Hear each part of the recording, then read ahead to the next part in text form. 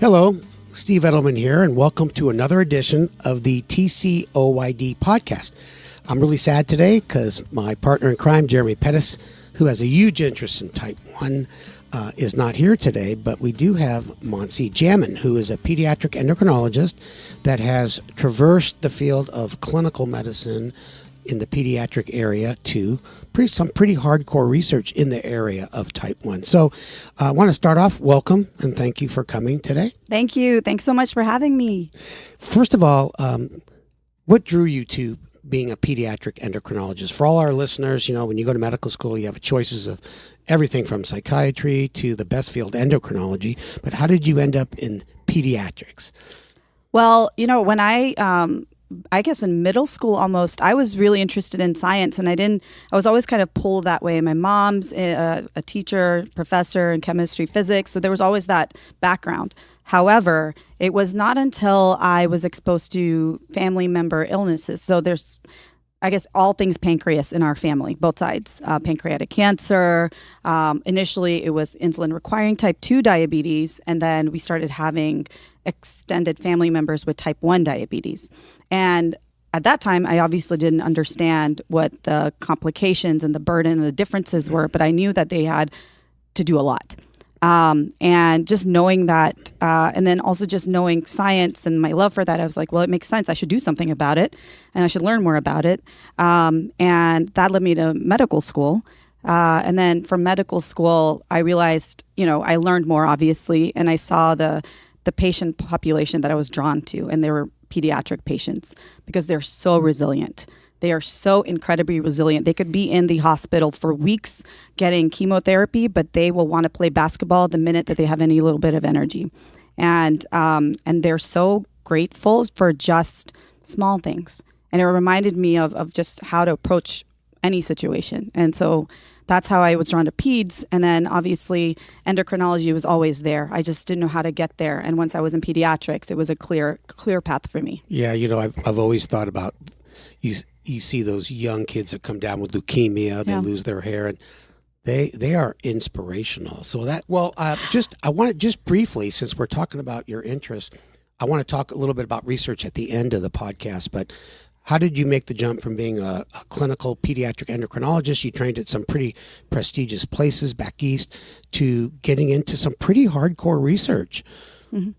So going into fellowship, part of the fellowship is you do clinical, but you also have to do research. And for me, I was always interested in the front end of the innovative side of management in general. So I knew I was going to go into endocrinology, and I also wanted to be part of how to change management. And part of the things you learn when you join a fellowship is what you're capable of doing and what's out there to be a part of. And I learned probably day 2 of fellowship that there were trials going on in the artificial pancreas space.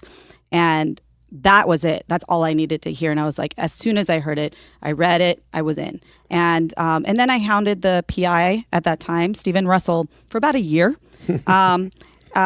just emailing him persistently. I was like, listen, I have to do research and you want me. And I basically didn't accept no for an answer. And when he was able to take a fellow on, which was when I started my second year, I was his first fellow. And I've never looked back. That's literally what led me into research. And I stayed with them as an attending, and still doing some clinical, but also heavily weighed in on research because I really wanted to be part of that. And then I realized, what I needed to do was do it at a bigger scale. They were doing great. Clinical trials were moving forward, and I said, what else can I do? Because I still had this urge to continue to be part of the change. So that led me to the next steps. And for me, it was, okay, let's see what biotech has to offer. And I'm very methodical. You've probably already seen that with our interactions, but I went into Covance, which is a CRO, as a residency, essentially, of how to learn about different biotechs and industry and pharma. Because I know there's a lot of learning. Explain what a CRO is, too. Oh, yeah. So it's a contract research organization.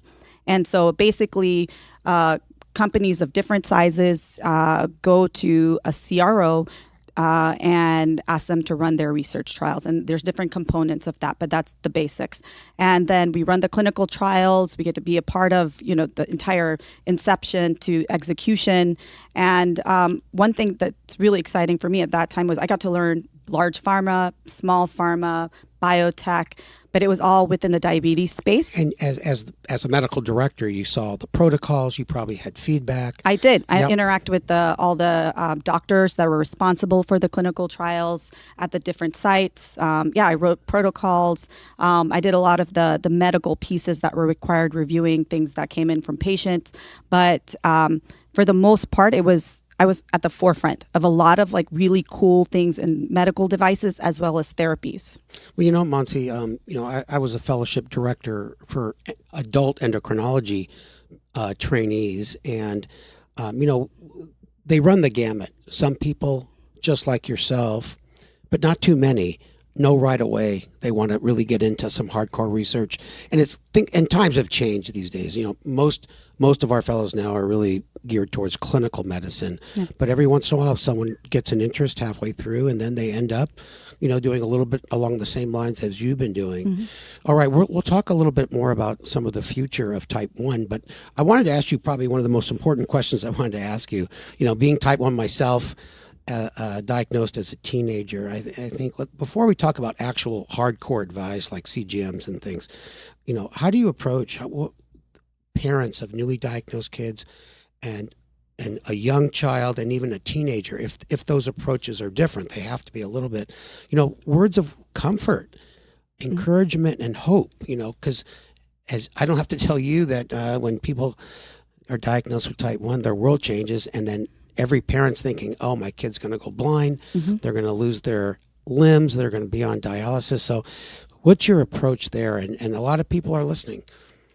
I think it's the number 1, 2, and 3 thing for me is empathy. That's it. You approach it with extreme empathy because you don't know what each family's situation is. You don't know, especially with different age groups, the kids will respond differently. Families have their own situations. I mean, we all have crazy lives with different complications, and now you're adding a minute by minute burden essentially to your entire life.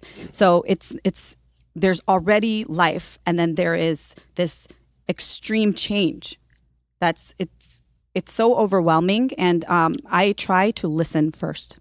I think that it goes a long way. Even if I have to listen for 2-3 hours at a time, someone's come in and they had to be hospitalized, say, this happened. And I went in, I said, let's talk. This is likely type 1 diabetes. When they're first in, we have to run all the tests to confirm that. But I said, what do you know? I want to hear first what they know before I give them any education, because then you understand the level of what they're coming in with. And you understand a lot of parents will cry, or a lot of parents will just not know what to say. They're in shock. And when they're in that state, I can't approach them with anything. What I want to make sure is they know is, listen, I'm here 24 hours a day. So here's my cell phone. Call me when you're ready. I'll bring my team in. We'll make sure, especially when they're hospitalized, no one wants to hear anything. They want to make sure their kid's going to be okay, and then the education will follow. Yeah, they're not really in the learning mode when they're going through shock like that. And how many parents have you seen that are super knowledgeable about type 1 unless they already had a kid with type 1? That's usually the case. Yeah, and that's got to be one of the hardest things, and I know that it takes a while to sink in, and I think that's such good advice. Find out where they're coming from, and even saying what are your biggest concerns at this point, and finding out from their side. Now, what do you tell parents or caregivers what to expect on a day-to-day basis when their child comes down with type 1? Because their life changes. Completely, and I think it's different per age group. So a young child. Say, I break it down into different groups. So someone who's like under 5, because they start going to school after 5, right? So under 5, they're diagnosed. It's It's basically you have a toddler and now you're running after them for multiple other reasons. And so the care and the burden is solely on the parents at this time, at least until they're teenagers. And even then, it just depends on the family situation. And I think the one thing I always remind families and parents and caregivers is here's a number. You don't do this alone. You won't be able to do this alone. And it takes time. And so regardless, I mean, that's across the board at any age, but young kids, it's the parents, the caregivers' responsibility at all times. But I try to make sure they have the tools they need to get through it. Yeah, I can only imagine, I'm thinking about our diabetes clinic for kids over at Rady's Children's. And, there's so many folks there to help these patients, dietitian, social worker, clinical psychologist, the medical person. And my heart goes out to people that don't have those resources. Yep. And so one is resources. Do you have the finances to buy all the things that you need? And then second is access to good health care. So it's one of those things where it's super tough if you don't have support. Oh, I 100% agree. I mean, I was lucky enough to be in Boston during training and during the time that I was doing all my clinical until recently. And there are resources there. You're right. There's an entire team. But I think what's important is that now there's the digital age where you have access online. But people need to know that it's available, that these resources are available, that certain companies will even send you insulin or pump parts or pumps, CGMs, based on your socioeconomical status too. But people just don't have that education. So that piece is so important to get outside of these larger academic cities. Yeah, and I think, like you said, having the online community is tremendously helpful, but the parents have to be able to get online and sift in that and suck up all that information. Yeah. You mentioned CGM, and I think my perspective, and it could be different. I'm an adult person, but the adult endocrinologist. I act as a kid a lot of times. But what's your feeling towards CGM? And I've heard crazy things like making people wait for 6 months, like they're not ready for that technology. You might be one of those. I doubt it, but what's your feeling towards CGM, and how soon should a newly diagnosed kid get one? So I will say this, when I first started training, that was actually the norm. You wait 3 months, 4 months, but at that time we didn't have the number of CGMs available or the accuracy that they have. Now, I want them to learn within a week the basic skill set that they need to be able to take blood sugars. But at the same time they're diagnosed, I want to start working on all the things that need to go around getting them a CGM. So it's through their insurance. So it should be in parallel as soon as you're diagnosed. Honestly, the accuracy they have, the decrease in burden that's so absolutely needed early on, they should get it as soon as possible. And we have the technology. That's the crazy thing. Some of these CGMs are like at least 20% more accurate than a meter that they're using. Yeah, and also, I mean, you get a number every 5 minutes, and you get trend arrows, you get alerts and alarms. So even if it's not quite as accurate, it's way more helpful. I mean, when I think about a kid coming down with type 1, they say, okay, now you got to take injections, and then you have to follow a diet, cut out your sweets, watch the carbs, and what do you do when you get too high? I mean, it's just so nice to be able to have that technology right there. Now, in the olden days, people were asked to, when I was diagnosed, as I told you earlier, I was, urinating on a glucose stick. But even the many years we were pricking our fingers, and even I'm sure you've come across kids, especially teenagers, don't want to wear anything on their body. What do you tell these resistant, quote unquote, patients or what do you tell them about the importance of testing that may motivate them to want to wear a CGM? And I think that's the beauty of it. If someone really wants to wear it, not someone forcing them to wear it, like their parents. Right. And what I've seen is a transition in kids, especially in their teenage years, where they're going to go through it. They have to get through that. And no matter what you say, no matter what common ground you find that will motivate them, it's not enough. But you have to be okay with it. And you give them everything else to empower them to make sure that they are in as good of a control as they can be at that period of their life. My goal is to make sure that they have longevity. And so if it's a short period of time where they're like, screw it, I just want to take my blood sugar twice a day, 4 times a day, whatever, there's an agreement. And I say, that's fine, but you just come see me more frequently. That's it. Do what you need to. come see me more frequently, and this is the minimum that you have to do per day. Yeah, you know what? That strategy is so good. I wish many doctors would pick that up, even adult endocrinologists, because you can't shove things down people's throat. Mm-hmm. And as long as you're supportive, eventually they'll come around. Yeah. Now, a different technology that's quite popular these days are insulin pumps, even the pumps that communicate with the CGM. What's your feeling towards pumps? And I'm just guessing, knowing you and seeing what a good doctor you are, different strokes for different folks. But what do you say to a parent that says, my kid just came down with type 1, when can he get a pump? As soon as possible. Again, like I said, my first thing is learn the basic skill sets. Learn how to prick your finger, take your blood sugar, learn how to dose using a syringe, and how to draw up the insulin. Once you know that skill set, it doesn't take a long time. I mean, literally, you're doing it all the time that first couple of weeks anyway. So in parallel, all these things, especially given what we have now, would I have told them to do that 10 years ago? Maybe not, because we weren't where we are now. But now it should start in parallel, get them ready, because I think the ability to take the onus off from them, even a little bit, is beneficial for the long term, for the child's care, the family's life, and their microcosm. It's so necessary to decrease that burden any way we can, and that should actually be the goal. Yeah, and now we have choices. Omnipod that sticks on the outside, or a traditional pump with tubing. Well, what do you feel about these hybrid closed loop systems that many of us adults are on? I mean, the minority of type 1s are on it, but there's no question for me, it takes away a lot of work I have to do during the day, because the pump is giving me insulin when my blood sugar is going up, and it reduces insulin and turns off when it's going down, all based on the CGM. So they're talking to each other. Mm-hmm. That's a relatively new thing. And now we have, we got 4 systems to choose from, mm-hmm. without getting into the details. What do you think about that for kids? 100% in. I mean, that's how I started my research career. I'm 100% because these algorithms have improved. The algorithms, the computer systems that inform the dosing from these pumps, they're smaller, they're better integrated, and now they're available for kids under 5. I mean, who knew that was ever going to happen? Yep. And that is it's a very hard age to have type 1 diabetes for a caregiver, because there's no kid who's going to say, I'm going to eat breakfast at 8, I'm going to have lunch at noon, yeah. and then I'm going to have dinner at 6 p.m., yeah. and then I'm not going to snack in between, and I'm going to eat the same thing every time. There's no kid.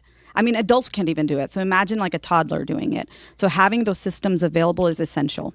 It's I know parents of young kids with type 1, as you know, they worry to death. You know how presidents of the United States, they get a lot of gray hair during their presidency, mm-hmm. like Obama, and Biden was already there.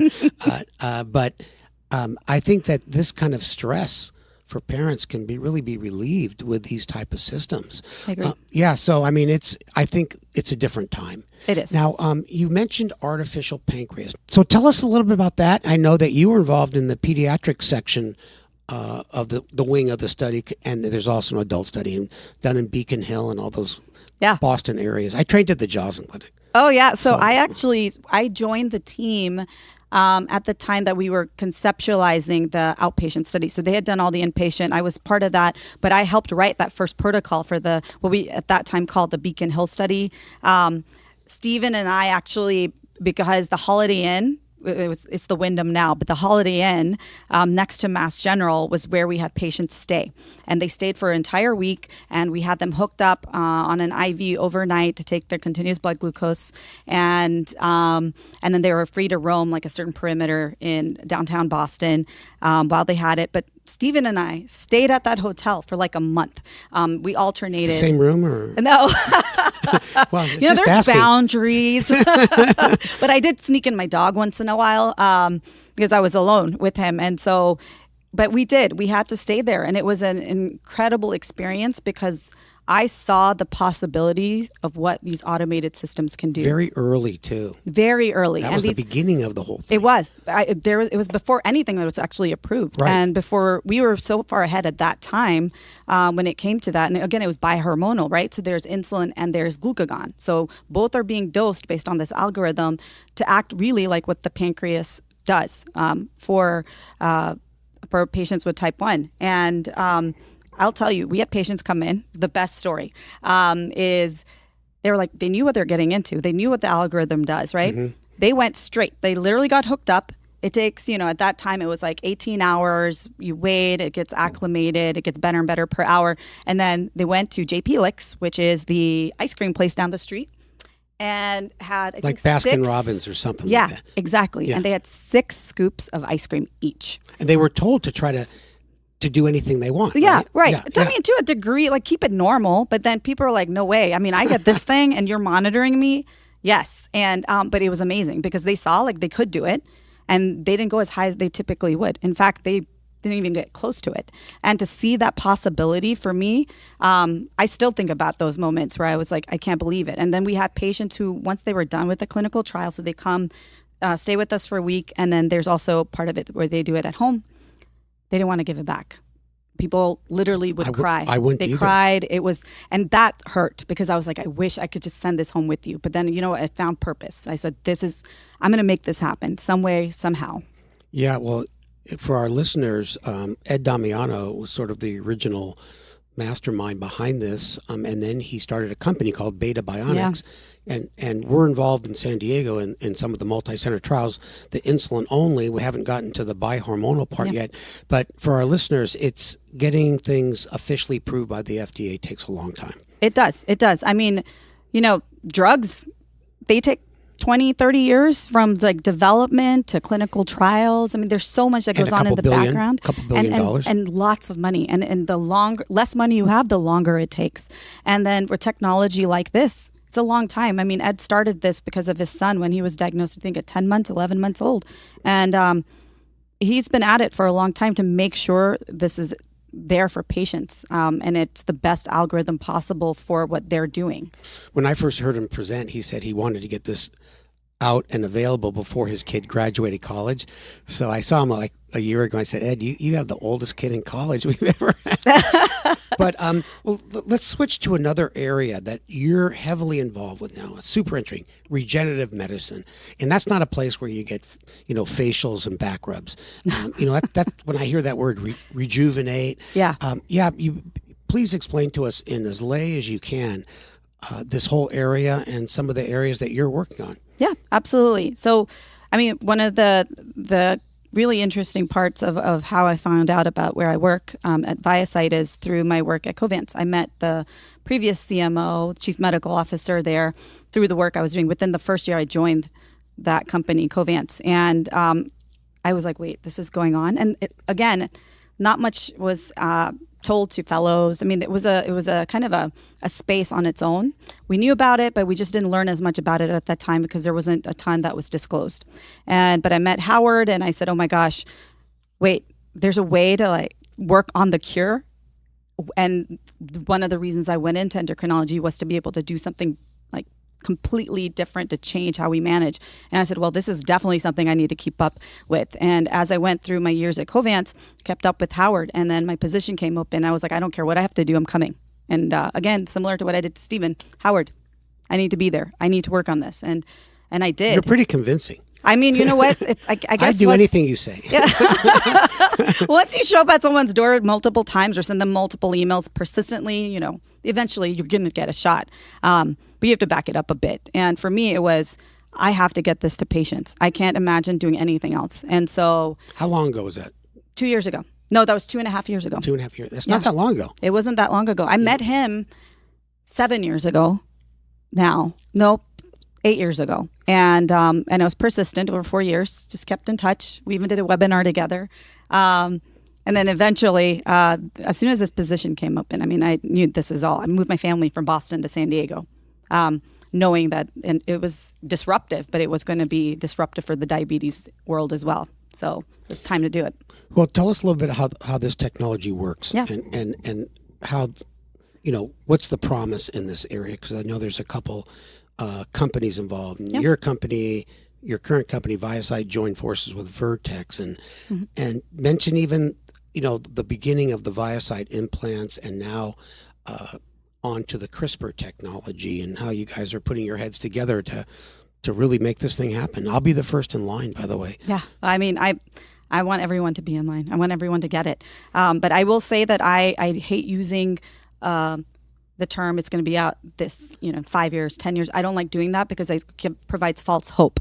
But I think the hope I can say is that there's so many people working on it, and we're so close to the next best step. And 5 years ago, I wouldn't even say 5 years. I would have said 10 years. Now I can say we're so close, and especially because there's so many very smart people working in the space, and some joining forces, some finding new ways to do it, right? So what we do in the very basic terms is, so the cells in the pancreas are destroyed that make insulin.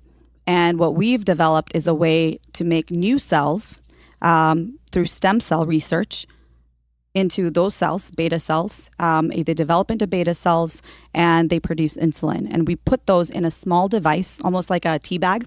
And that device is then implanted just underneath your skin, several devices. And then we hope to see insulin production. And we have shown this at different conferences, but for the most part, we've seen success in the implant itself. Not enough where it's going to get you off insulin, but it drastically changes insulin dosing.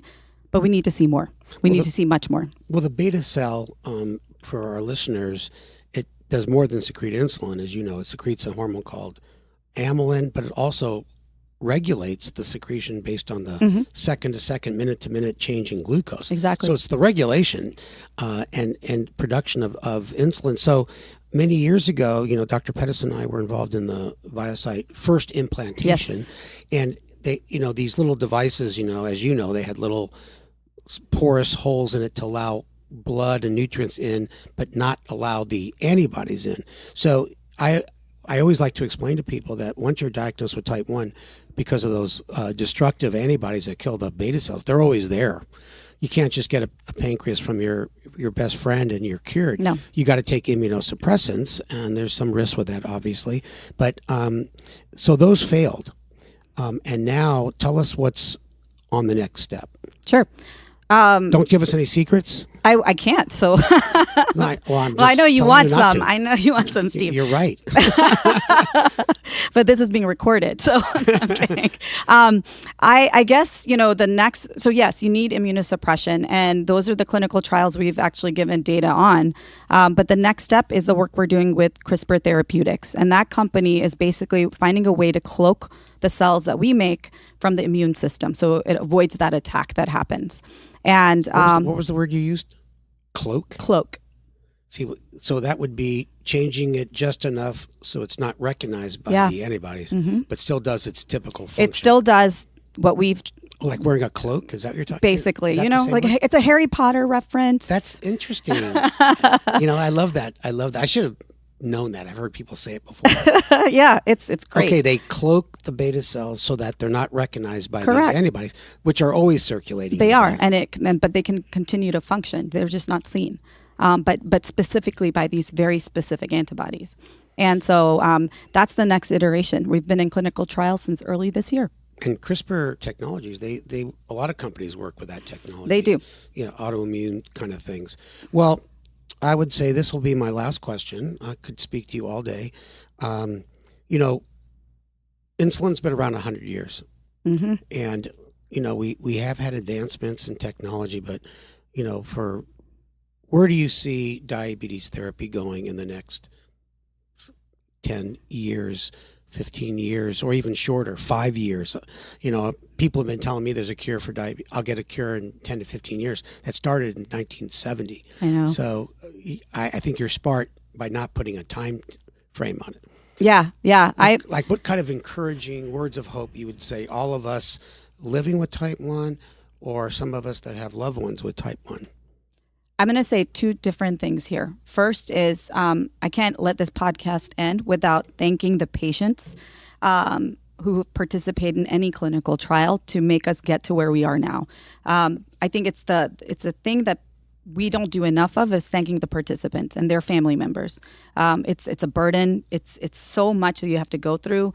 And with us, we have a surgical procedure as well.